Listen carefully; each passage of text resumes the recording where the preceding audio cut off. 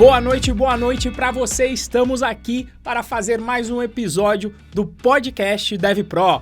Hoje nós vamos aprender como se tornar um programador blockchain. Vamos falar aí sobre criptomoedas. Moacir, boa noite, meu querido, e faça as honras de apresentar aí o nosso convidado ilustre. Boa noite, bom dia, boa tarde, boa noite, boa madrugada para você que está nos acompanhando aí através do YouTube ou das plataformas de streaming de podcast, né? Seja muito bem-vindo a mais um episódio do podcast DevPro, cento e tantos já, né? A gente parou de falar o número agora, porque grava um, grava outro. Eu sei que já está acima dos 110. Depois o nosso editor, o Moita, ajuda a gente aí com o número. Hoje a gente vai falar sobre um assunto que eu particularmente gosto muito, tanto financeiramente falando, quanto tecnologicamente falando. Eu acho que é uma disrupção aí que no nível internet, na minha visão, e depois eu vou até perguntar para o nosso convidado se ele concorda com isso. E a gente vai trazer aqui hoje o Vitor Quaresma, que ele é sócio de uma fábrica de software, né? E é especialista em blockchain. E aí ele vai falar para a gente sobre os desafios para conquistar a sua primeira vaga como programador, blockchain ou não blockchain, né? Ele vai falar como que é trabalhar com esse mercado blockchain, com esse mercado de criptomoeda, né? O Vitor, ele cria, investe e potencializa empresas de tecnologia. Ele é especialista em Web3, NFT e criptomoedas. Ele é programador desde os 11 anos de idade, perdão. E ele é empreendedor, ele faz parte desse time de louco que resolve empreender no Brasil. Seja muito bem-vindo, Vitor. Obrigado, galera. Começar já respondendo aí a Moacir. É uma disrupção mesmo, esse mercado de blockchain veio para mudar muita coisa, tanto da área de programação, quanto de como a galera que usa os programas vão ver o mundo, né? Eu gosto bastante da área, eu gosto também de investimentos, como você falou, mas eu comecei na área por programação, eu comecei em investimentos depois de comprar as moedas para poder programar em cima das moedas. Então, eu comecei nesse mercado realmente com programação mesmo. O maluco é brabo. Porra! E o seguinte aí, né? O primeiro de tudo, né, Quaresma? O que é essa tal de blockchain que eu vejo direto aí a turma falando Tá na boca do povo agora, isso é comentado aí até, eu diria mainstream até agora aí, digamos, na mídia. O que é esse tal de blockchain? É de comer, né, pessoal?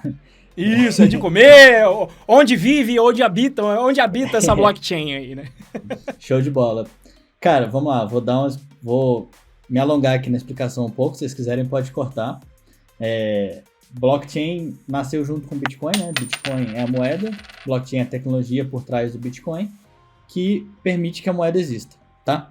Como que funcionava antes, né? E ainda funciona hoje em muitos casos, é uma transação de pagamento normal, né? Por exemplo, você vai numa loja, você leva o seu cartão de crédito, vai fazer um pagamento ali na maquininha, né? A partir de que você passa o seu cartão, aquela transação ali ela vai passar por diversos servidores, né? E muitas vezes de empresas diferentes, porque tem a empresa, o adquirente, que é o da maquininha, a bandeira, o emissor do seu cartão, que no final das contas vai ver se você tem saldo ou limite para fazer aquela transação e vai voltar aos servidores aprovando ou não aquela transação, né?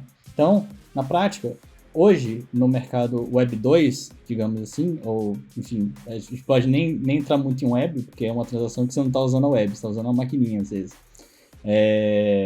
Ele é um mercado onde você depende de um terceiro ou alguns terceiros para validar aquela transação, né? É que vou falar primeiro de pagamentos, depois a gente vai para outras áreas, né?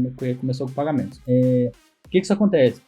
Qual que é a parte ruim disso, né? Hoje você depende desses terceiros e eles têm total controle daquilo que de permitir ou não aquela transação. Claro que no final das contas, olhando por alto, eles vão permitir ou não se você tem limite.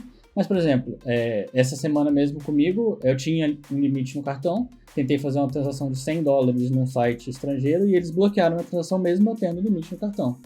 É claro que eles bloquearam por antifraude, todo esse tipo de coisa, mas passou no código deles ali, eles controlaram aquilo e aí barra o que a gente quer fazer. Passei pelo mesmo aí. Fui tentar fazer minha primeira compra no Alibaba, $100 foi o valor e 110 num fone aqui, num fone justamente para gravar também melhor aqui o podcast. E mesma coisa, aí tive que fazer um Pix porque eu via cartão, aprovava, cobrava e depois cancelava, potencialmente no antifraude aí.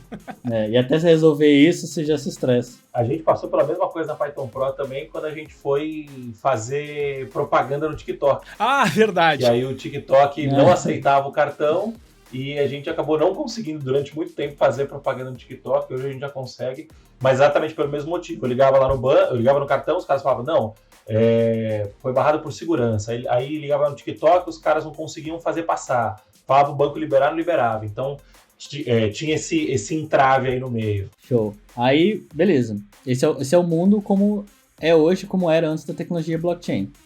E aí, lá para volta de 2008, 2009, um cara que ninguém sabe quem é, chamado Satoshi Nakamoto, né? Criou a tecnologia blockchain junto com o Bitcoin, que nada mais é do que uma validação. Ao invés de você depender de um terceiro, você depende de vários terceiros, na verdade. Né? É distribuído. Então, ao invés de você ter uma empresa, né, um servidor validando aquela transação, você tem milhares de pessoas, milhares de nós validando aquela transação. Então, você não tem como mais você ser barrado por algo específico de uma empresa, porque o código do Bitcoin e a validação ela é distribuída. Então, como que acontece hoje na prática? Eu vou fazer uma transação em Bitcoin para o Moacir, por exemplo. Eu jogo essa transação na rede, você vai ter milhares de pessoas que vão verificar e esses nós da rede, eles têm um registro de todas as transações que já aconteceram na rede, né? Então é como se fosse um arquivão bináriozão gigante que contém todas as transações.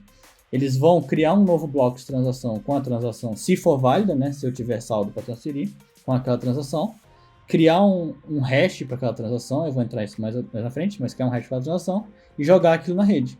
Então, todos os nós conseguem validar aquilo. Se eu tentar fazer uma transação que eu não tenho saldo, nenhum nó vai aceitar aquilo. E aí, como que a gente faz, como que foi feito na época, para você conseguir um monte de gente para fazer essa validação? Porque os caras não vão fazer isso de graça, você não vai conseguir gente para entrar, colocar ali poder computacional de graça em cima disso. Hoje, quando você vai jogar um novo bloco na rede, você tem que criar um hash em cima daquilo.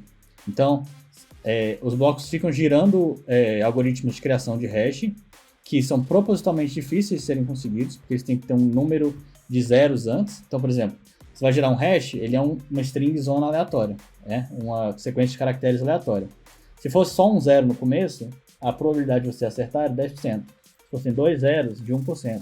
Então ele tem vários zeros, tem que achar um hash que tenha vários zeros, e quem acha esse hash joga a transação na rede e ganha o que hoje é equivalente a 6,25 bitcoins. Então, sempre que um nó valida uma transação, ele ganha isso e mais um pouquinho das taxas de rede, que no futuro pode ser que as taxas valham mais do que a mineração em si. Mas hoje é assim que funciona. Essa taxa, ela cai de 4 em 4 anos. Então, lá para 2024, ela deve cair para 3,125 e ela caiu para 6 em 2020, né?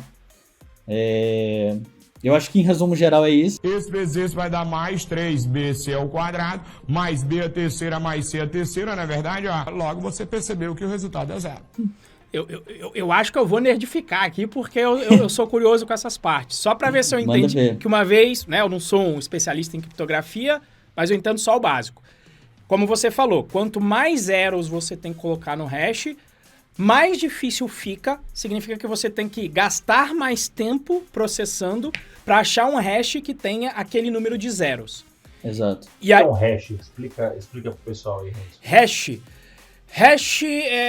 você vai criar, basicamente, até onde eu entendo, um identificador único para aquela transação, e isso é uma função criptográfica que você vai, inclusive, assinar alguma coisa. Então, quando você tira um hash de um texto, você vai criar um código que vai estar associado, normalmente, pode ser texto, na verdade, arquivo binário, e depois o Vitor pode me corrigir aí. Como eu falei, eu não sou um especialista, mas até onde entendo, você consegue gerar uma assinatura digital onde você consegue validar um texto qualquer. Em particular, eu não sou especialista em blockchain, mas potencialmente ele vai pegar de quem é a conta que está saindo, para onde está indo, qual o valor, qual foi a data. não sei se tem mais dados, e aí você vai tirar um hash dessa transação. Significa que se alguém tentar alterar o valor, que eu acredito que seja da transação no blockchain, o hash não vai bater, porque você consegue calcular. Você pega o texto, bate o hash dele de novo. Se o hash não der exatamente o valor que está lá anotado na blockchain, significa que essa não foi uma transação válida feita, não foi uma transação válida. Então, por isso que qualquer pessoa consegue validar se aquilo é uma transação válida, tirando o hash de uma transação dentro do blockchain. Faz sentido aí, Quaresma? Eu tô aqui realmente eu tenho conhecimento técnico aqui, raso e de blockchain, mas é o que eu entendi quando eu li um pouco sobre o assunto. Faz sentido? Legal. É por aí mesmo. A única diferença é que isso não é feito por transações, é feito por blocos de transações. Então eles juntam várias transações num bloco só e um hash valida aquele bloco todo. Por isso que é blockchain. O bloco vem do nome desse bloco de transações. Exatamente. Por isso que vem blockchain. É uma rede de blocos. Você valida um bloco. Então, você tem realmente os números de blocos. Você consegue pesquisar, tem plataforma que você pesquisa, consegue pesquisar bloco 1, bloco 2, bloco 3. Hoje está no bloco centenas de milhões lá. Você consegue digitar o número e ver o que aconteceu naquele bloco, quantas transações foram. E aí é isso. O hash ele é gerado em cima de quais dados? Endereço de origem, endereço de destino, valor e acumulado disso, porque são várias transações num bloco só. Tanto que, às vezes a gente tem atualizações na rede do Bitcoin. A gente teve uma grande em 2017 e muito do que se atualiza às vezes é a quantidade de transações no bloco. Então se faz uma pesquisa e aí você vê assim, hoje, sei lá, a gente está minerando 10 transações por bloco. Se a gente passar para 20, vai otimizar mais. Ou então, se a gente passar para 5, vai otimizar mais. Dependendo de quantas transações estão acontecendo na rede, dependendo do tempo e quantas pessoas estão usando. Então, isso é uma das formas de atualização do Bitcoin. A quantidade de blocos, que é simples, mas é algo que já evolui bastante. Deixa eu ver se eu entendi. Eu vou tentar... Até porque eu também não conheço muito disso. Se você pega a Visa, o Mastercard, eles são uma empresa que eles têm um data center centralizado lá em algum lugar dos Estados Unidos e todas as transações de todos os cartões de crédito passam por aquele data center. E quando a gente está falando do blockchain, a gente tem o equivalente a esse data center espalhado por todo mundo. Então, pode ser... Entendi. Exato. Muito parecido com o Então, pode ser que eu faça uma transação aspecto em Bitcoin aqui e valide num computador da Ucrânia, pode ser que o Renzo faça uma transação e valide num computador do Brasil, pode ser que o Quaresma faça uma transação e valide num computador dos Estados Unidos.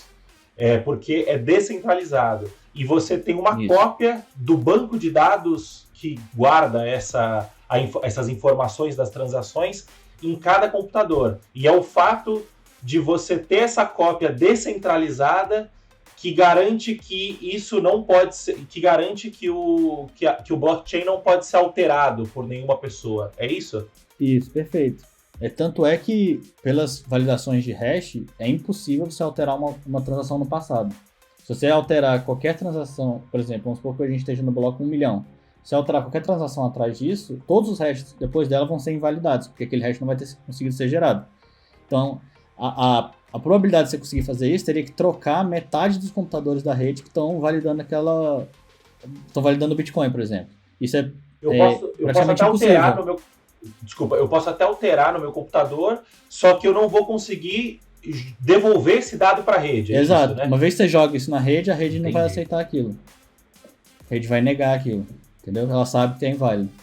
E mais uma nerdice aqui para ver se eu entendi, né? Porque tem várias coisas de econômicos, eu não sei se a gente vai entrar muito no assunto digamos, na economia da coisa, mas uma das belezas que eu vi quando eu estava vendo aí o blockchain, além de não estar em poder de ninguém porque é uma rede descentralizada, mas é que justamente esse fato de você diminuir, ter que aumentar o poder computacional para conseguir calcular esse hash, é o que faz você ter um controle, como digamos aí, de inflação da moeda. Porque se estão acontecendo muitas operações por segundo, o sistema aumenta o número de zeros necessários para que aquele bloco seja validado. Ou seja, se o pessoal está tentando, entre aspas, imprimir muita moeda, o próprio sistema não vai deixar, que vai falar, opa, Antes eu tava pedindo 4 zeros no início, agora eu pedi 5 porque vai ficar mais caro, e aí vários desses players que estão tentando minerar o Bitcoin, que é o quê? Gerar esse hash, vão sair porque eles vão falar, bom, agora eu vou ter que gastar muita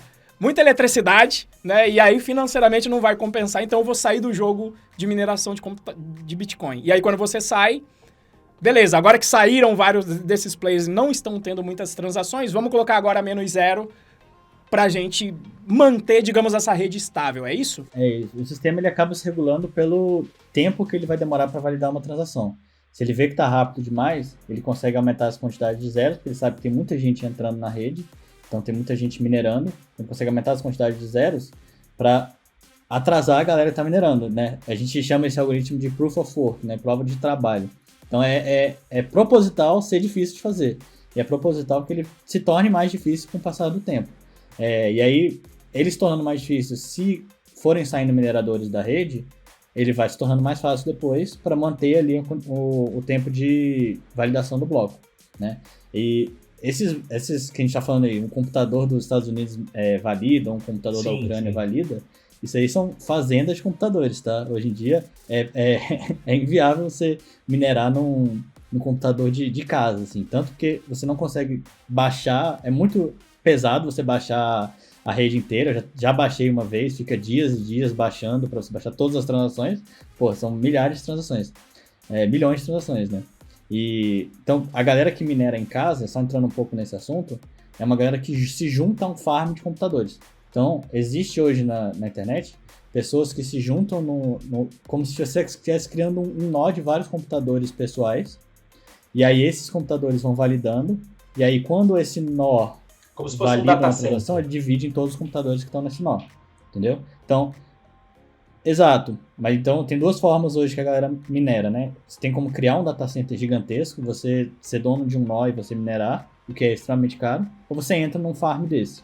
Entra num farm, você dá um pouco do seu poder computacional pessoal, né, do seu computador de casa, e aí, uma vez que todo mundo valida, ele divide em todo mundo. Ah, não, é que eu pesquisei aqui, porque quando ele falou do tamanho, eu fui dar uma pesquisada aqui na curiosidade. Tamanho do blockchain Bitcoin atinge 300 GB, mas essa mensagem que eu achei aqui era de 21 de setembro de 2020. Então ainda tá com um ano retrasado, mas já tava com 300 GB. É gigante. Segue aí. É, surreal. Beleza, a gente já sabe então o que é blockchain, mas surgem outros termos, né? Então, blockchain, vou recapitular aqui, eu vou fazer o papel do aluno. Blockchain é onde a gente registra o movimento da criptomoeda, que no caso é o Bitcoin, nesse caso que a gente está falando é o Bitcoin. Exato, e aí, agora Bitcoin. E aí você tem outras moedas que rodam em cima de outras versões de blockchain, seria mais ou menos isso. Isso. E aí todo esse ecossistema, ele... Calma, eu tô lendo aqui a pauta e tô tentando fazer a conexão. Tem o blockchain, tem a criptomoeda, aí a gente tem, eu ouço também, NFT, Web3, Smart Contract. O que são esses outros termos que rodeiam a blockchain e a criptomoeda, digamos assim? Legal, vamos avançar mais um pouco na história aí. Tá. A gente falou aqui que quando o Bitcoin foi criado, tiveram os mineradores entrando, todos os nós e tudo mais. Depois que o Bitcoin foi criado, foram criadas outras criptomoedas, né? Junto dele ali, algumas cópias do Bitcoin, como por exemplo Litecoin, Dogecoin, foi uma cópia do algoritmo do Bitcoin. E toda moeda que é criada, você precisa de nós validando ela. Então, para ela fazer sucesso, para ela ser aceita, você vai precisar de muita gente validando as transações daquela moeda. Até porque se você tem pouca gente validando, aquilo fica muito centralizado. Então, quanto mais gente validando, mais ela é aceita. E o que aconteceu depois disso? Um cara chamado Vitalik Buterin, não sei se é assim que se fala o nome dele, criou o Ethereum. O que o Ethereum faz? Ele valida contratos programáveis na rede. Então, ao invés de você precisar criar uma rede blockchain, sempre que você precisar criar uma moeda nova ou precisar criar um algoritmo descentralizado novo, ele criou a rede do Ethereum. Todos os computadores, eles não validam mais só transações de uma pessoa para outra. Eles são, em tese, uma máquina de Turing completa, né? E no final é mesmo.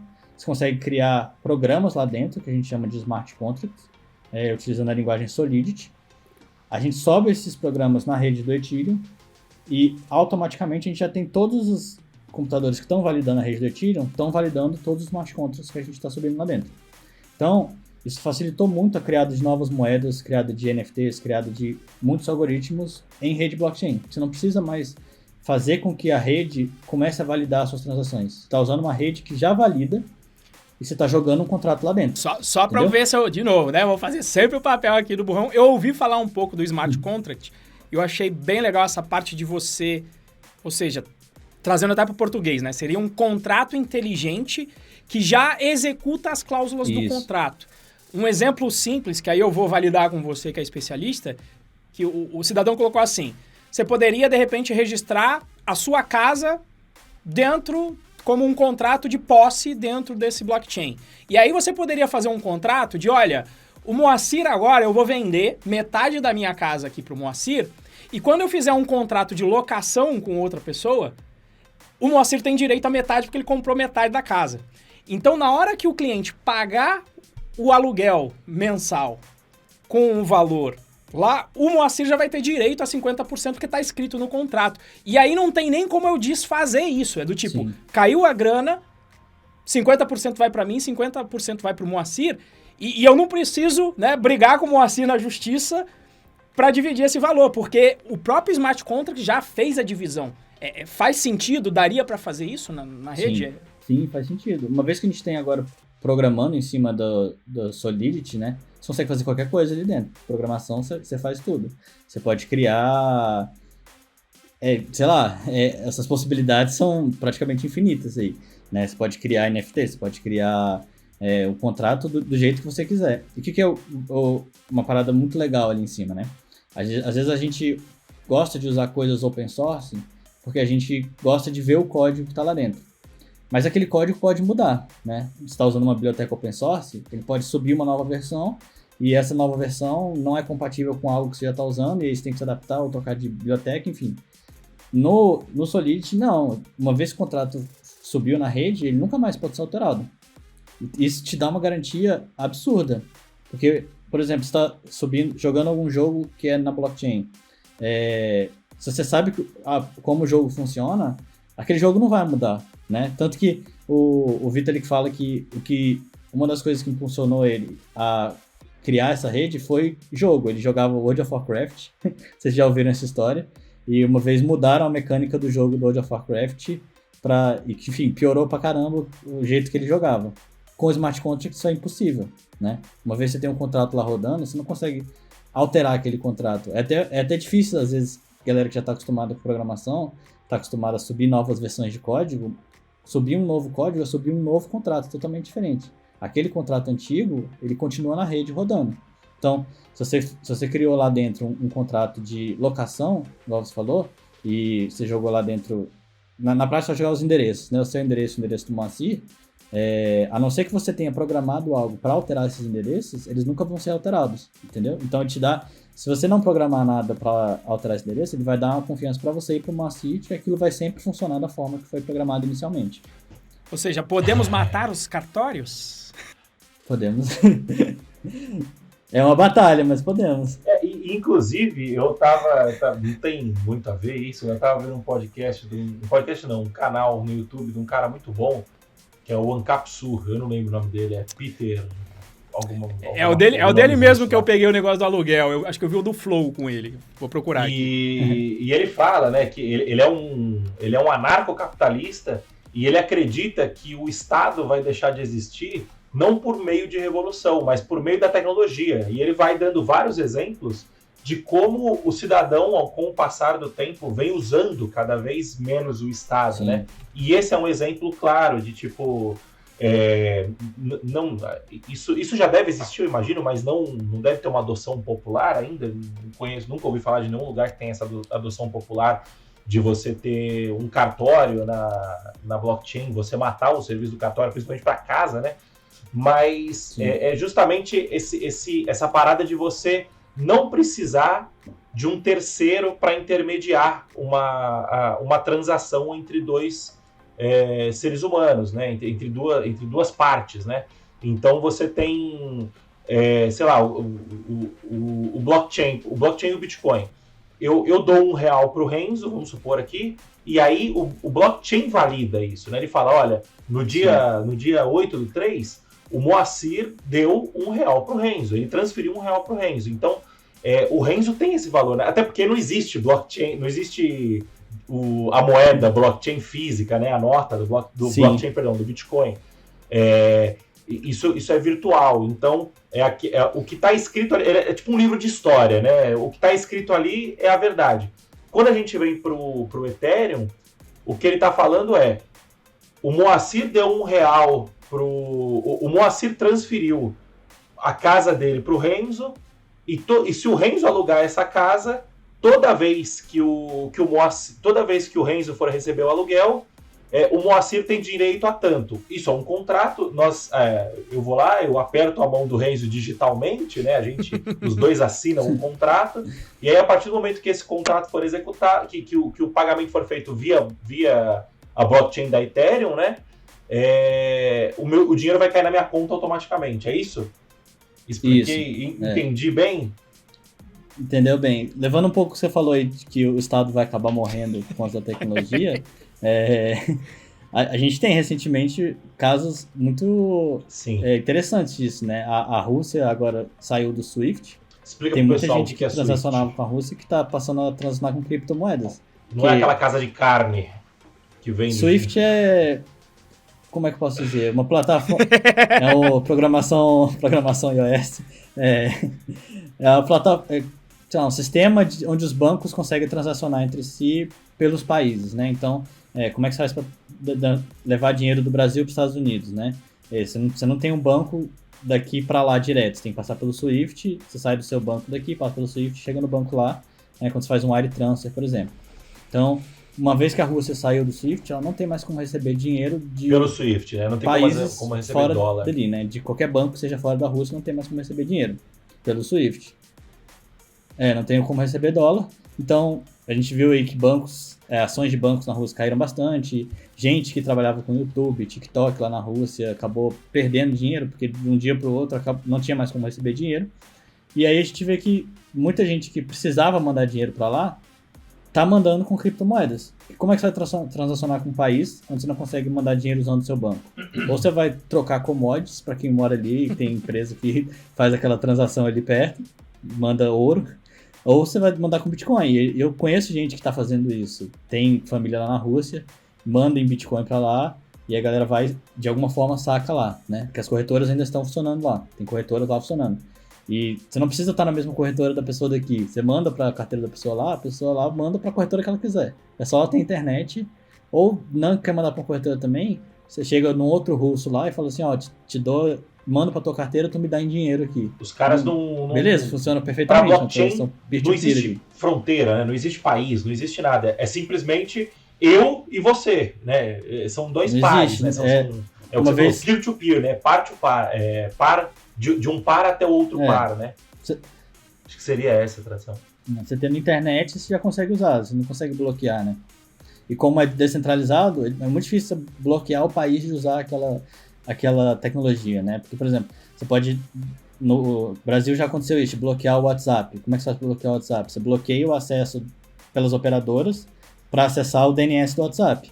Só que no Bitcoin, como é que você vai fazer para bloquear o acesso a todos os computadores? Você não tem um intermediário, né? Isso é inviável, sabe? Você não tem você vai estar bloqueando acesso a milhares de computadores. Meio, né? É a mesma coisa que, assim, a pirataria... É a mesma coisa que a pirataria tem um problema de bloquear torrent, né? Como é que você bloqueia torrent? No torrent você tem os arquivos distribuídos, então você está recebendo de várias pessoas ao mesmo tempo. Você não tem como bloquear aquilo. É muito difícil o governo bloquear torrent por causa disso. Bitcoin é a mesma coisa. O Bitcoin é do bem, Bitcoin não é pirataria. Bitcoin você não consegue bloquear porque você está passando... Se você bloquear um nó em específico, você usa os outros nós. Os outros nós não estão funcionando. Bitcoin é você tirar o estado da sua carcunda aí. Não tem como bloquear a tua conta, não tem como fazer nada, né? Putz, eu acho lindo essa história aí, mas, rapaz, a gente desvirtuou aqui, né, amor? Ó, até agora a gente só falou de 2 tipos de blockchain, que foi a do Bitcoin do Ethereum, que eu nem sabia falar e falava Ethereum. Então, bom saber aqui que é Ethereum. E já que você falou de web descentralizada, o que é essa tal de Web 3 aí? Você tinha falado Web 2 Show. e o Moacir trouxe aqui o termo que eu não conhecia, o Web 3. O que é isso aí? Não, beleza. Como é que se divide, né? Web 1, vamos voltar lá. Web 1 era aqueles sites onde as empresas eram donas do conteúdo e elas controlavam aquele conteúdo. Então, a gente ainda tem sites assim, normalmente são sites mais institucionais, sites de governo, landing pages costumam ser assim, né? Você não interage com aquele conteúdo, você só vê a empresa dona daquele site produz o conteúdo, coloca ali e você só vê. Com Web 2, a gente tem os sites onde você produz o conteúdo, mas você não é dono daquilo. Por exemplo, no Facebook. Você vai lá, faz seus posts no Instagram, você vai lá, faz os posts, você que está produzindo o conteúdo. Né? Você não vai no Instagram para ver os posts que o Instagram fez. Você vai no Instagram para ver os posts que as outras pessoas fizeram. Né? Assim como é Twitter, YouTube, enfim, a gente tem diversos exemplos. Quando que vem a Web 3? Você produz os conteúdos e você é dono do conteúdo. Porque você não precisa daquele site, daquele sistema no ar para você utilizar aquele conteúdo. Por exemplo, hoje você está publicando no Instagram e você viola alguma política, o Instagram te tira lá de dentro. Você não tem mais acesso aos seus posts, não tem mais acesso a nada, você vai ter que criar uma conta do zero. E às vezes, mesmo criando uma conta do zero, o Instagram pode ficar te bloqueando, igual aconteceu, por exemplo, com o Monark, que saiu do Flow, tentou criar outro canal e o YouTube bloqueou ele. Enfim, a empresa é dona daquele canal. Com o Web 3.0, não, aquilo fica atrelado à sua carteira. Então, por exemplo, você criou um NFT no marketplace, você está vendendo ele lá dentro, e aquele marketplace te bloqueou. Aquele NFT, o que você criou, o que você comprou é seu, está na sua carteira. Você pode vender ele em qualquer outro marketplace. Aquilo tá na rede do Ethereum já, aquilo está descentralizado. Os marketplaces de NFT hoje, eles são só um meio de você vender o teu NFT lá dentro. Mas a transação, ela é feita na rede. Só desmistifica aí pra gente que agora a gente entrou até em marketplace e NFT. Então, vocês estão vendo que o vocabulário aqui vai ter que ser bem alinhado aqui hoje. Vamos lá. Beleza. Deixa eu explicar um pouco o que é um NFT, né?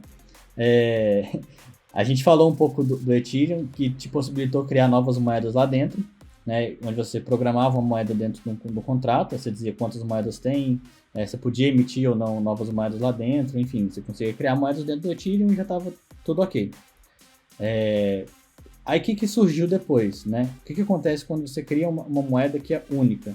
Né? Ela é um token não fungível, você não tem outro igual. Nas moedas, por exemplo, Bitcoin, Ethereum ou qualquer outro token criado em alguma rede, se eu tenho uma moeda, outra pessoa tem uma moeda, não faz sentido eu trocar a minha moeda pela dela, porque não tem valor diferente. Digamos assim, o hash daquela moeda ela é igual para os dois, podemos dizer assim, né? É só a quantidade que é diferente, eu posso ter uma quantidade diferente de outra pessoa. Com NFTs, por exemplo, você tem uma coleção de 10 mil NFTs, cada NFT tem um identificador único, cada NFT tem um hash único. E dentro dos NFTs, você vai ter uma estrutura ali, são variáveis mesmo que vão te dizer os componentes daquele NFT.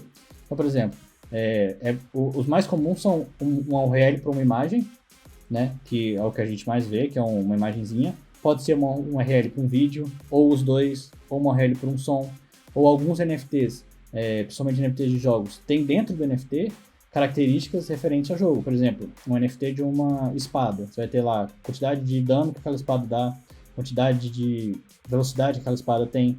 Então, isso tudo você vai empacotar dentro do NFT, criou aquele NFT, jogou na rede, não é alterado, e você consegue transacionar esse NFT pela rede. Como que você transaciona um NFT? Você pode usar direto a sua carteira, sem passar por nenhum marketplace. Então, uma vez que eu criei um contrato, criei um NFT, eu tenho, sei lá, o endereço do Renzo, eu posso falar em Renzo, estou te mandando aí uma espadinha NFT. Aí, pum, te mandei, joguei a transação na rede, uma vez validada, vai aparecer na sua carteira e vai sumir da minha. Não dá mais para ver que está na minha, dá para ver que está na sua. E aí, hoje, as pessoas usam um intermediário, um marketplace. O marketplace, você vai lá, você lista os seus NFTs lá dentro, as pessoas vão lá, podem dar ofertas ou podem comprar direto o NFT ali dentro. Então, você assina aquela transação, permitindo que ela seja vendida. Uma vez que alguém paga, vai te transferir, normalmente em Ethereum, os mais altos são Ethereum, mas a gente tem muitas redes, te transfere um valor em Ethereum e você transfere aquele NFT para a pessoa. Então, a gente consegue fazer um paralelo que o NFT sei lá, por exemplo, quando eu era moleque eu jogava muito Tibia. E o Tibia você tinha as moedas, Legal. que eram os golds, né? Tinha gold, tinha várias outras moedas, né? Mas tinha o gold, vamos usar só o gold como exemplo. E você podia comprar, por exemplo, uma mace. Quando você chegava, você saía de Hugard e chegava lá em Carlin, na main. Acho que era isso. E aí você podia comprar, aí você precisava sair para caçar, no level 8 e tal. Vou comprar uma mace que era uma... Puta, me fugiu o nome agora. Como se fosse uma... Não era uma espada, né? Porque não era uma sword, era um machado. Uhum. Que era como se fosse um machado. Se esse jogo tá rodando dentro de uma rede Ethereum, a Mace ela vai ser um NFT. Muitos jogos usam o termo NFT de forma errada, tá? Até um ponto pra gente falar. De forma correta, o NFT ele tem que ser único, tá? A gente até pode usar, por exemplo, você falou de um item de jogo. Normalmente um item de jogo ele é replicável. Você pode ter vários do mesmo item. Ele pode aparecer para você, mas pode aparecer para outra pessoa. Ele vai ter características diferentes, né? Ele pode ter características diferentes. Pode, mas se você tem outro e se você consegue ter um item igual, você já não é mais não fungível. Você é um token normal, beleza? Você continua usando a rede blockchain, continua usando como uma estrutura ali dentro, mas você é um token normal. Você tem uma quantidade de itens daquele token lá dentro. O NFT ele tem a especificidade de ser único. Então eu vou usar outro exemplo. Um exemplo real, na verdade. Esses board Apple que o Neymar comprou, que uma galera comprou. É uma coleção de imagens Isso. Que estão dentro da rede Ethereum. E aí, o macaquinho do Neymar, só o Neymar tem aquele macaquinho. Sim, não tem nenhum outro. Você pode pegar a imagem, você pode... copiar e colar uma imagem igualzinha. Eu tenho amigos meus que colocaram o board Apple do Neymar como avatar do Twitter. Só que essas cópias não têm valor nenhum, porque todo mundo sabe que o board Apple original, o verdadeiro, é do Neymar. É como se fosse a Mona Lisa. Você tem um monte de cópias da Mona Lisa, só que todo mundo sabe que a Mona Lisa original, ela tá lá no Museu do Louvre. É isso? Isso, por aí. Dos macaquinhos, né? Falando um pouco. Eles têm, acho que se não me engano, 10 mil macaquinhos, mas por serem NFTs, cada macaquinho é único. Apesar deles serem parecidos, não tem nenhum que tenha imagem igual. Então, se eu não me engano, o Neymar comprou 2 na época. E os 2 são diferentes, e nenhum outro vai ser igual àquele. Né? A diferença é que, por eles serem de uma coleção de 10 mil, eles ganham algumas coisas por estarem na coleção. O do Neymar, por exemplo, esse Bored Ape, eles têm alguns eventos, algumas festas que só quem tem os macaquinhos podem entrar. E isso é validado por meio da rede, né? Você consegue validar por meio da sua carteira. Para eles, apesar de alguns... é um status. Apesar de eles botarem o macaquinho ali, o que vale não é o macaquinho, né? Eu gosto de falar como se fosse assim, se eu te ofereço hoje uma pulseira, por exemplo, que eu falo assim, vou te dar essa pulseira aqui, vou te vender uma pulseira, que com essa pulseira você vai conseguir numa festa que vai estar o Neymar, vai estar o Cristiano Ronaldo, vai estar o Messi. Fala, eu quero essa pulseira. Eu falo, mas essa pulseira é meio feia. Tu quer mesmo assim? Eu falo, claro que eu quero a pulseira, pô. Eu não tô aí por ela ser bonita. Tô aí pelo acesso que ela vai me dar. Muito dessas coleções são esses. Comprando status. Então, muitos desses NFTs de coleções são isso. Você tá mostrando ali o seu status, tá mostrando o acesso que você tem a essa galera. Né? Tanto que muitos têm grupos em Discord, grupos em algumas outras redes sociais, que só quem tem aquele NFT pode entrar. O Discord já tem integração com NFTs. Você consegue lá dentro linkar os seus NFTs lá dentro. E aí os grupos hoje já sabem lá dentro, já te liberam acesso aos grupos só se você tiver NFT daquele grupo. O Twitter já desenvolveu isso também. Você consegue linkar o teu NFT lá dentro, você conecta a tua carteira lá dentro. E ele valida, como se fosse um checkzinho, né? Só que é um losanguinho lá dentro, se aquele NFT é seu ou não. Então ele mostra lá o teu NFT. Então, mesmo pra galera que tá pegando a fotinha do Neymar e botando, não vai aparecer nesse formato. Só o Neymar vai conseguir botar nesse formato. Só ele consegue mostrar que ele é dono lá dentro. E a ideia, eu acho que no futuro, é que as redes sociais se integrem mais a isso. Instagram, YouTube, tudo você vai conseguir linkar seus NFTs lá dentro. E mostrar o que você comprou ali dentro. Tá claro, Renzo? Acho que a gente conseguiu fazer uma boa introdução aí. Ficou claro para você? Então vamos pro que interessa agora. Exato. Exato. O que interessa é o seguinte, beleza, discutimos aí o vocabulário, então, como o Moacir falou. Espero que você tenha entendido melhor se você não tinha um grande conhecimento, como eu tinha mais ou menos aqui. E aí é o seguinte, aqui a gente já falou para você que a gente tá falando com as pessoas que querem entrar nesse ramo de programação. Então a pergunta é,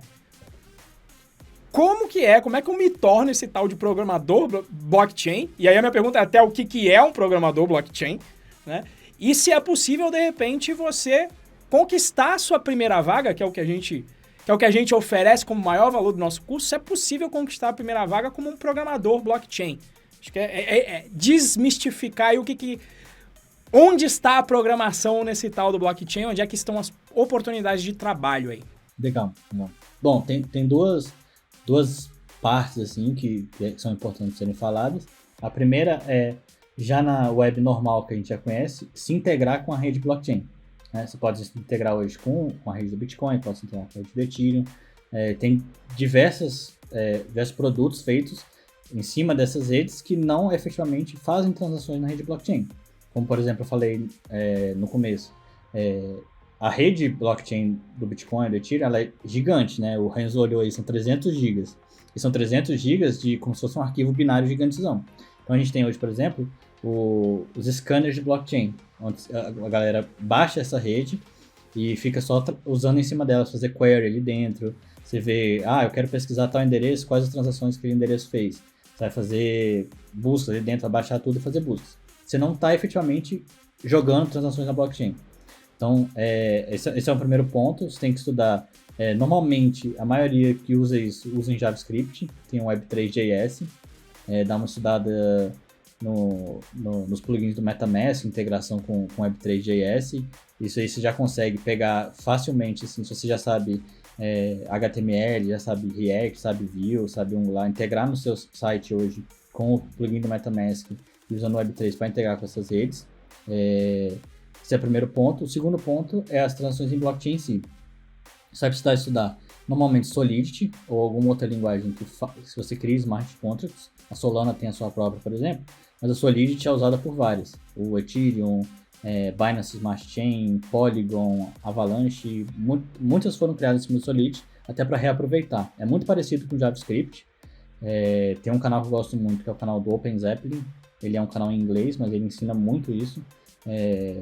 O Solidity, assim, ele já tem muita coisa pronta para te dar, até porque essas transações, esses contratos, eles não mudam, né? Então, normalmente eles é diferente de como a gente costuma trabalhar com ágil, normalmente, né? A gente vai fazendo deploy aos poucos. Normalmente a gente demora muito a fazer um deploy, porque uma vez que a gente fez, a gente não tem como mudar, né? Então a gente já tem muita coisa pronta em cima do Solidity, para você pegar e só fazer algumas pequenas alterações e já subir o seu primeiro contrato na rede. Hoje, cada vez mais estão surgindo mais vagas de blockchain, né? Principalmente programadores Solidity.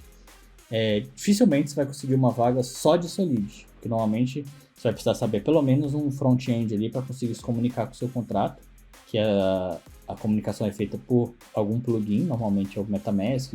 A gente tem plugins de mobile também, que você consegue usar. Então, as duas coisas que você precisa mais aprender: web, para você conseguir fazer as integrações, Web3.js, para você conseguir, que é a ponte da parte web com o blockchain, e Solidity. Tem a biblioteca Web3 em Python? Cara, eu não manjo tanto de Python, eu sei que tem, mas eu não sei se tem para web, tá? Sei que tem para fazer essa parte de indexação da rede, por exemplo, né? Essa parte mais back-end ali. Eu dei uma pesquisada aqui, Web3, Web3.py is a Python library for interaction with Ethereum. Então, ele interage mais pelo lado do servidor, né, provavelmente. Isso, Os de Java também, que eu já usei, também são muito do lado do servidor. Então, um lado mais assim, o teu front-end vai chamar o teu back-end para alguma coisa e o teu back-end vai lá na rede, busca alguma coisa, ou faz alguma interação e volta. Os dois lados funcionam, né? Você pode fazer a interação direto no front, ou você pode fazer a interação no back. Isso aí não tem problema. E é uma programação normal, digamos assim? Eu nunca abri um código de... ou tem, sei lá, são paradigmas diferentes. Como que funciona essa... Eu programo em Python. é relativamente simples de eu migrar para Solidity? Cara, aprender a linguagem em si, aprender a usar bem tranquilo. Tanto qualquer linguagem que você vai dela pro Solidity é tranquilo. O mais difícil é a forma de você pensar. Porque, por exemplo, as variáveis lá dentro, você não grava elas no banco, elas já são a própria variável. Se alterou uma variável lá dentro, você altera ela para sempre. Até você alterar ela de novo. Então, por exemplo, você tem um contador lá, um i, por exemplo, faz um i++, aquele i++, ele é propagado na rede toda. Então, tipo assim, a gente está acostumado a, sei lá, criar um monte de variável no código e ir alterando essas variáveis e depois salva alguma delas no banco.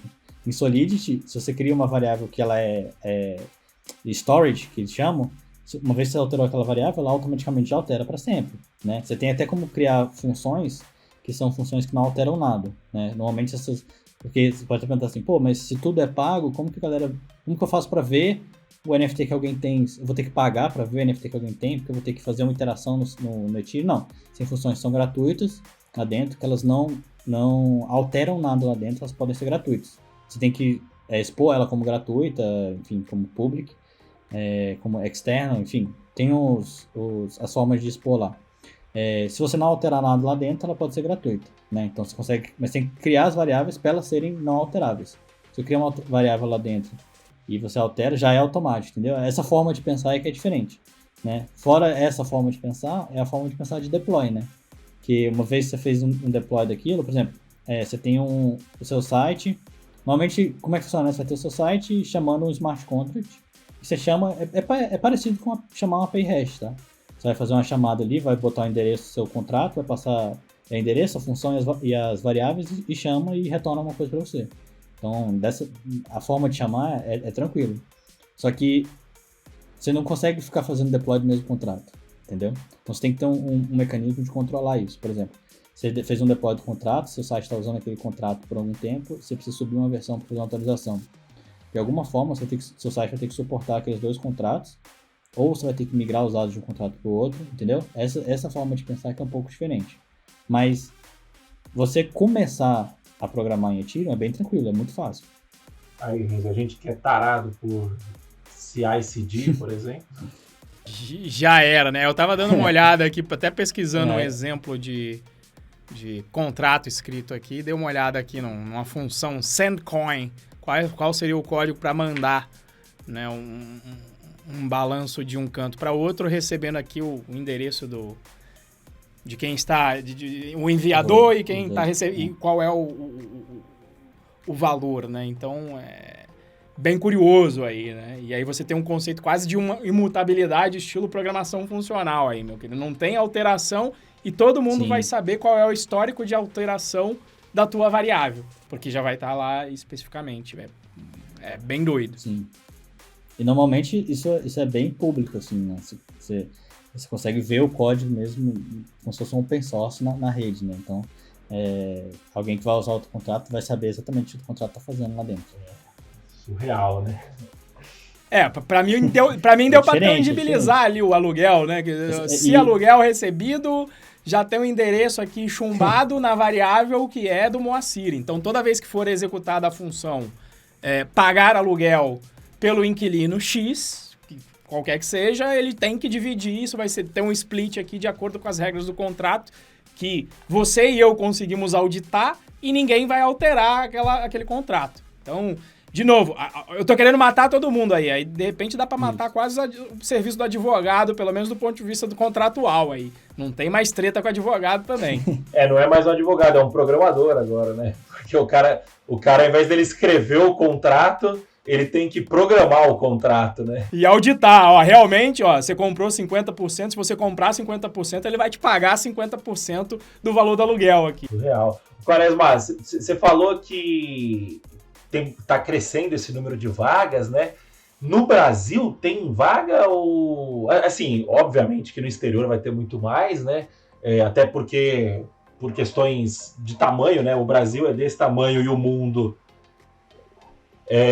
mas tem vaga para Solidity, para blockchain no Brasil? O mercado de tecnologia já tem mais lá fora. Cara, eu sei que tem algumas empresas que têm já programadores em Solidity. A gente tem na Software House, então você pode dizer que tem vaga, a gente tem vaga na Software House de Solidity. E tem algumas empresas que têm marketplace, né? A gente está sempre buscando gente, né? A gente não está ativamente contratando, mas está sempre aceitando gente que está procurando e conversando, né? Mas tem muita vaga. E assim, se você for pro outro lado da moeda, principalmente, o lado que você não está efetivamente programando em Solidity, tem muito mais vaga também. Vocês têm muitas exchanges já que precisam de gente por detrás ali para fazer as transações em Bitcoin, em Ethereum, em Litecoin, qualquer coisa que você, por exemplo, você faz uma transação hoje no exchange tipo mercado Bitcoin, você não vê a transação acontecendo, você não sabe nada de blockchain para fazer aquela transação, não precisa saber. Por debaixo dos panos, alguém sabe ali para fazer a transação do Bitcoin para sua carteira e tudo mais. Então toda essa parte é importante e já são vagas no Brasil, né? O bom foi como o Quaresma começou aqui a frase que ele falou, vendo pelo outro lado da moeda, né? Então, já bem simbólico. Realmente é pelo outro lado da moeda aqui mesmo. E falando em moeda, o cara que programa em Solidity, ele recebe em dólar, em real ou em Bitcoin? Ou em Ethereum? Cara, aí depende, vai depender do contrato que ele fizer. Mas tem muitas empresas que pagam em alguma moeda. Tem empresa que paga na própria moeda, você vê empresas que estão lançando sua própria rede, por exemplo, pagam na própria moeda dela e eu já recebi proposta, por exemplo, é tanto em dólar, mas tanto em moeda, enfim, tem de tudo nesse mercado. Eu gosto bastante de receber em moeda. Uma Binance da vida muito provavelmente deve pagar na moeda própria dela. Pode pagar na moeda própria. Para quem não sabe, Binance é uma das maiores corretoras de criptomoeda do mundo. Sim. Cara, show de bola. Maravilha. E existe aí outra forma aí de você... Aliás, antes disso, né? Já que tinha falado de grana, quanto normalmente aí ganha? Tem sempre essa pergunta. Qual é a média salarial? A galera vem de um programador X. Existe aí uma média salarial de um programador de blockchain? Explica, Renzo, o que você pensa sobre média salarial, né? Até pra gente introduzir a pergunta aí. Pois é, né? Hoje em dia o pessoal volta e meia a pergunta recorrente da caixinha no Instagram, né? A galera quer saber a média e pra mim é aquela visão da média de, beleza, eu vou chegar lá nessa média. O problema da média são vários aqui. É a média de onde, em qual país, em qual área, em qual setor. Assim, é muito peculiar. E ainda que você chegue nessa medida, não interessa tanto pra você qual é a média, porque eu vou ganhar na média. Não tem nada garantido que você vai ganhar na média. A média é uma medida ruim para você fazer, para você ter uma tomada de decisão do tipo, eu vou ganhar a média com certeza. Se você souber negociar, às vezes você ganha mais. Se você não souber, você ganha menos. Então, balizar as suas decisões através de média é muito ruim. Até porque se você tirar a média, meu querido, entre R$1 de salário, porque alguém está trabalhando ali, você tem um ponto muito fora da curva aí, e você tem um cara ganhando 200 mil, a média deu 100. Mas você não vai ganhar 100 mil reais, porque você tem alguém que está puxando a média muito para cima, nesse caso aqui, um ponto fora da curva de alguém que ganhe 100 mil reais ou que ganhe 200 mil reais. Então, a dica é, tome cuidado com as médias. E tem um outro detalhe, que, desculpa te cortar, Enzo, que tem um vídeo do Akita, que ele fala legal sobre isso, que quando você está falando de sistemas complexos, que é o caso do mercado de trabalho de programação, não existe mais média. Porque ele dá até uma explicação matemática, que eu não vou lembrar agora, mas é mais ou menos alguma coisa tipo, quando você coloca um elemento a mais num sistema complexo, não é simplesmente a média muda todo, existe uma reação, de um efeito em cadeia, que olhando num sistema desse não se aplica a média, né? A média nem cabe a esses casos, né? Então, concordo com o Renzo que média é algo muito ruim. Outra também, você quer a média do salário, você entra no Glassdoor, por exemplo, média de salário sênior é, sei lá, 7 mil reais, por exemplo, de Python, já vi alguma coisa nesse sentido. Cara, eu não conheço um programador sênior que tá ganhando menos de 15 mil em Python, você entendeu? Chutando baixo ainda.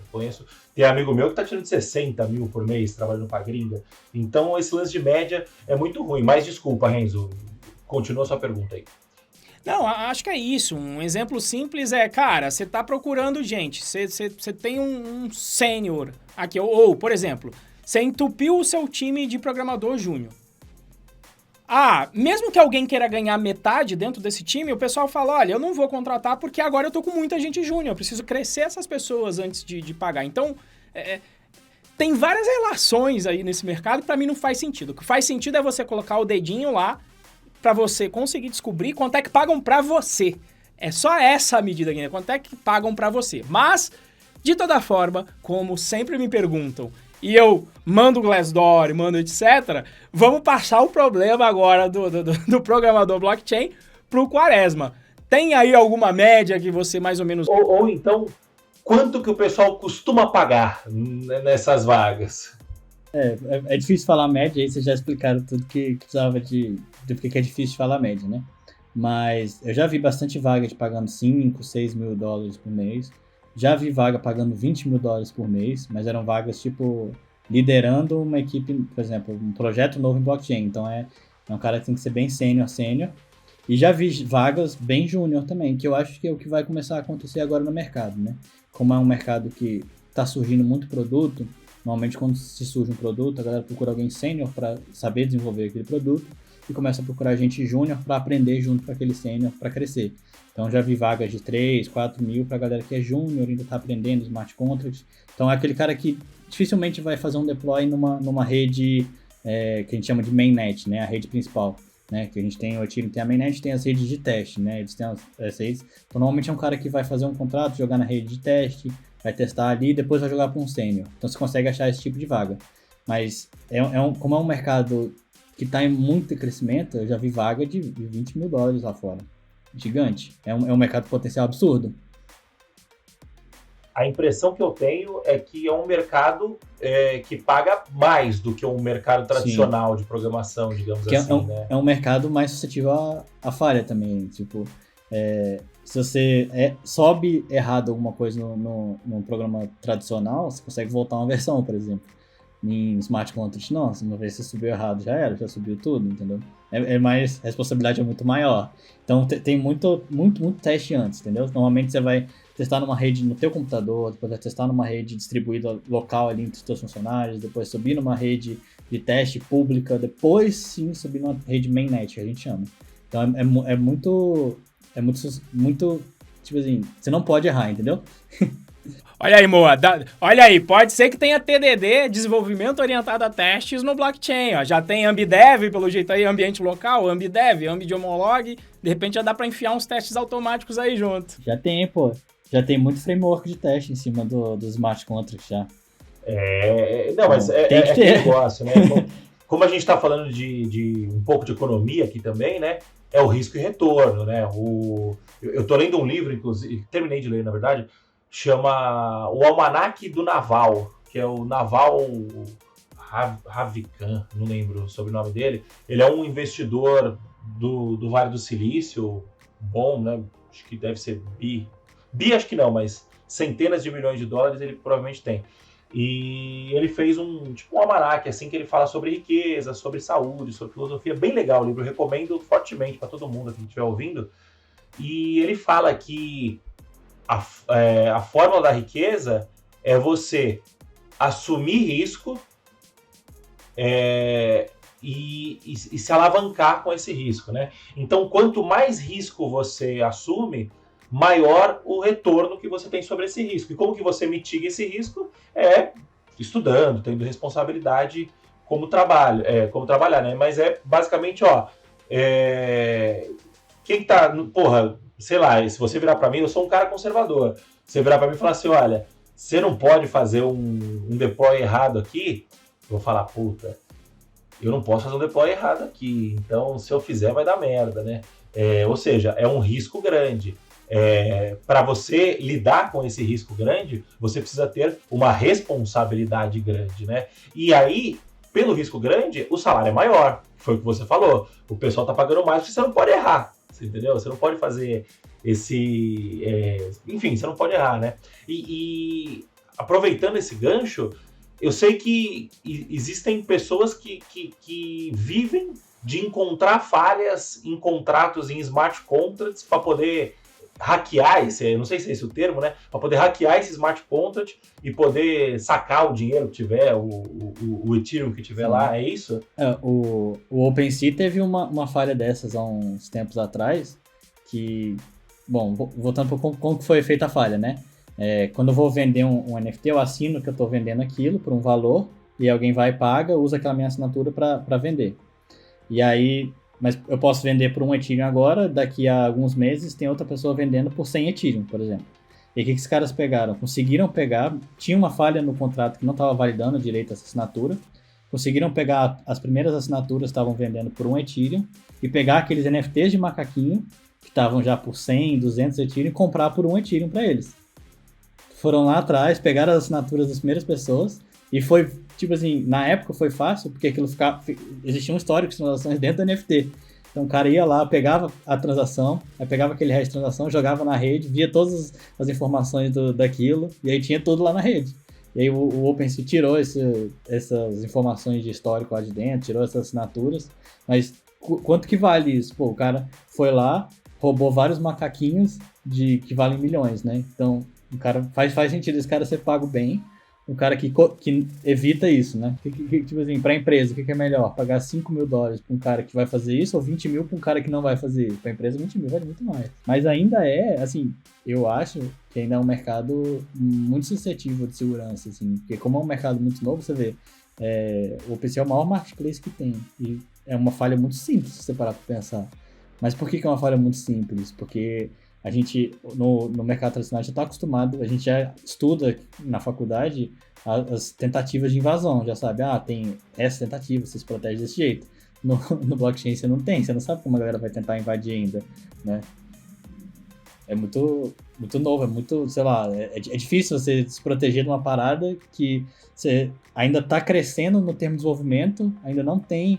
A galera tá começando a crescer para invadir a parada e você tem que ir aprendendo nos dois lados, entendeu? As medidas aí plausíveis, eu já ouvi gente que coloca a senha em papel, escondido dentro do cofre, para não ter nenhuma forma digital de alguém acessar aí a carteira dela, né? Então, uma vez que isso tenha feito, esse é a grande vantagem e sempre também o grande risco aí de você... trabalhar dentro desse mundo aí de criptomoedas. Mas já que você falou que faculdade, a gente não vai estudar esses lances de faculdade, não duvido que também a gente não vai estudar lá muito sobre blockchain nesse momento, não sei se tem algum curso específico. Então, o que você recomendaria aí de material para quem se interessou aqui pelo papo e vai querer, de repente, iniciar uma carreira dentro dessa área de programação para criptomoedas ou blockchain? Não sei se fala exatamente para blockchain, nem sei se o termo é esse mesmo. Qual é inclusive, me ajuda aí, qual que é o termo do programador para essa área, né? É estudar blockchain mesmo, estudar programação em Solidity, né? Começa no Solidity, ali no Ethereum, depois pode ir para os outros. O canal que eu falei é um que eu gosto bastante, que é o Open Zeppelin, tem um canal no YouTube, tem a documentação deles. Eles não são canal de YouTube de ensinar programação, eles na verdade são uma empresa que desenvolve contratos em Ethereum. E como os contratos são muito reaproveitáveis, a maioria das empresas que usam reaproveitam o contrato já utilizados, né? Importam parte do contrato e usam métodos dos contratos que eles importam ali, porque já está as validações tudo feito. Então, eu iria para esse lado. Eles têm muitos tutoriais lá para você começar. Posso falar aqui algumas nomenclaturas para estudar também, que é o Truffle, que é onde é feito os deploys no Smart Contract. Remix é uma ideia de Ethereum, então você consegue programar em Solidity ali dentro, você usa no browser e é bem facinho, você já começa a programar, já começa a testar, já começa a fazer algumas coisas ali dentro. Solidity, eu uso a extensão do Solidity no VS Code, né? E eu acho que é isso, assim, não tem muito mistério para você começar e fazer esses primeiros contratos. O maior mistério é você se tornar especialista nisso. Só fazer um ponto aqui que você falou, né? Você tem muito poder e a responsabilidade é sua, né? Eu brinco com a galera que é tipo Homem-Aranha, né? Que é grandes poderes e grandes responsabilidades. Isso é muito, muito doido, né? Porque, por exemplo, se você tem uma conta no banco, no seu celular ali, você perde o seu celular, você consegue recuperar aquela conta em outro celular. Se você tem uma carteira no teu celular e você não fez o backup daquela carteira e alguém roubou teu celular, já era, você não tem pra quem chorar. Entendeu? É assim, você tá tirando o Estado do meio, mas você tem que ter a responsabilidade de que o Estado, ninguém vai te ajudar se alguém te der alguma merda, entendeu? Show de bola, Quaresma. Cara, vamos encerrando por aqui. Muito obrigado, primeiramente, muito obrigado pela sua presença, o papo foi muito bom. Eu aprendi muita coisa que eu não sabia, principalmente para esse lado de... Eu já conheci um pouco de criptomoeda no geral, mas pro lado da programação não sabia quase nada, foi bem legal. E, cara, deixa seus contatos aí, quem quiser procurar, eu sei que seu Instagram é muito bom, quem quiser procurar aí, trocar ideia com você, consumir seu conteúdo, como que faz para te achar? Show. Pode me seguir no Instagram, quaresma.vitor. Eu posto bastante sobre blockchain lá, principalmente sobre programação também. Mas falo também sobre alguns investimentos lá, mas o meu foco é falar de programação de blockchain e programação em geral, é o que eu mais gosto. Então pode me seguir lá, pode chamar, eu costumo responder todo mundo nas DMs. E é isso, estou aqui para ajudar, o prazer foi todo meu aí, é prazer conhecer o Renzo, mas já conhecia, mas é sempre um prazer falar disso e ensinar pra galera. É isso aí. E se você quiser, eu no Instagram sou @moacirmoda, o Renzo no Instagram é o @RenzoProBR, o Renzo tá afiadíssimo no Instagram agora, o Renzo tá um nojo no Instagram, tá muito bom acompanhar, recomendo todos que sigam o Renzo lá, @RenzoProBR, e é isso. E lembrando que a gente gravou o podcast 103 com o Lenilson, Como Ser um Nômade Digital, e o Lenilson trabalha, acho que não é na OpenSea, mas é num marketplace também de NFT. Ele falou um pouco sobre isso lá no episódio, então recomendo você que está terminando aí de ouvir esse episódio ou assistir, vai lá no 103, no podcast DevPro número 103, que o Lenilson falou um pouco sobre isso. E é isso, e aproveitando também, né, já que a gente já está na finaleira, siga-nos no Spotify, né? Liga o sininho aí que tem para você poder ser notificado quando sair episódio novo. A gente publica episódio novo toda quinta-feira, geralmente por volta da 1h, se eu não me engano. Se eu tiver errado, meu querido produtor Moita, me avise aí, por favor, e corrija a minha informação caso necessário. Mas ativa o sininho lá no Spotify, segue a gente, deixa um review 5 estrelas lá, que isso ajuda bastante a gente a poder, ao Spotify, divulgar, né, o nosso podcast para outras pessoas. E se você estiver acompanhando no YouTube, também liga o sininho aí, se inscreve no canal, dá o seu like, deixa o seu comentário aí, fala se você gostou, se você não gostou, o que traz sugestão de melhor aí, a gente está sempre querendo melhorar. E se você quiser saber de novidades do DevPro, da Python Pro, do DevPro, de tudo que a gente produz aqui, entra no nosso canal no Telegram, que é o bit.ly/canal DevPro. Certo, pessoal? Vamos pegar o caminho da roça aqui? Valeu, pessoal. Até a próxima. Valeu, falou. Tchau, tchau.